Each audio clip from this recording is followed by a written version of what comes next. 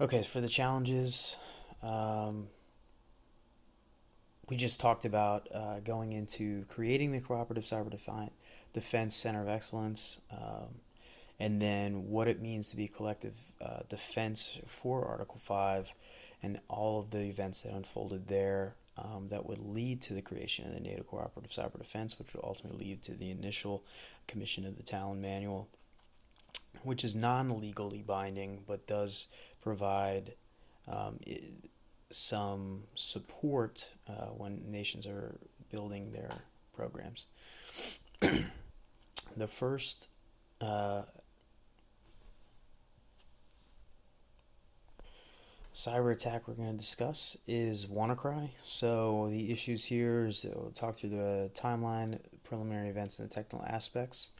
Um, Notably, the rapid propagation that was unseen at that time, only stopped by an accident, and there was two major technical components: double pulsar backdoor and the internal blue 445 port search, which continued the propagation. So we learned a lot here from these three.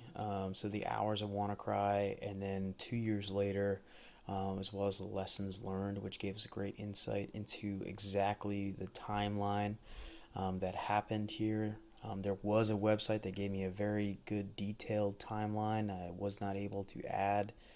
For some reason, it was behind a paywall when I went back to put into my bibliography. But it did help with some of these other in background to try to get those timelines corrected for the paper. Preliminary events, so cyber weapon at the time, the NSA cyber weapon, so that's particularly Eternal Blue, and then the ransomware attacks that uses the SMB exploit, which can lead to further control of it within a network. I'm speeding up because I only have a couple more minutes of battery.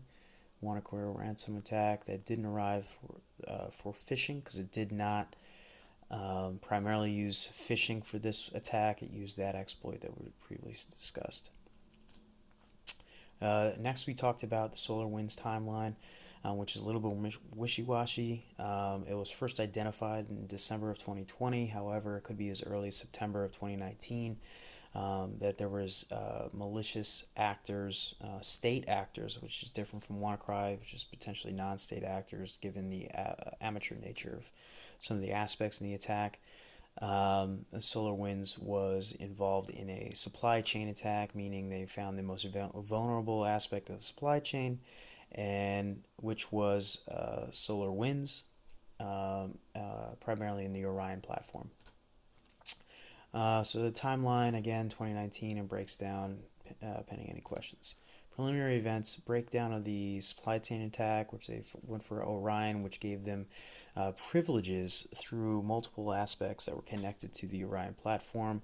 And then the technical aspects of this were a four parts. So they had sunspot, sunburst, raindrop, and teardrop, which all allowed them to gain access and continually go in. They would be way more stealthy.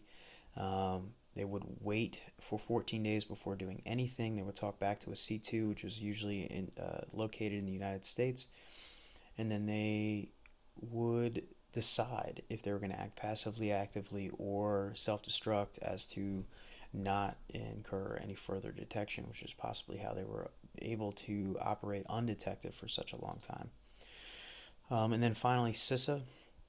We'll discuss those aspects to coordinate with the cybersecurity, infrastructure security, and what they need. So currently, apologize. So currently, they do not have the workforce, nor do they have some of the legislative powers. But moving forward, they are going to receive more collaboration, more legislation.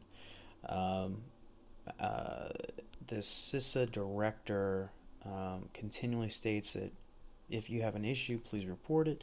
This is not about bashing you or shaming you for doing anything wrong. We just need to get the information out. So pending any questions, that was my paper, and I hope you find it useful, informative as well. Thank you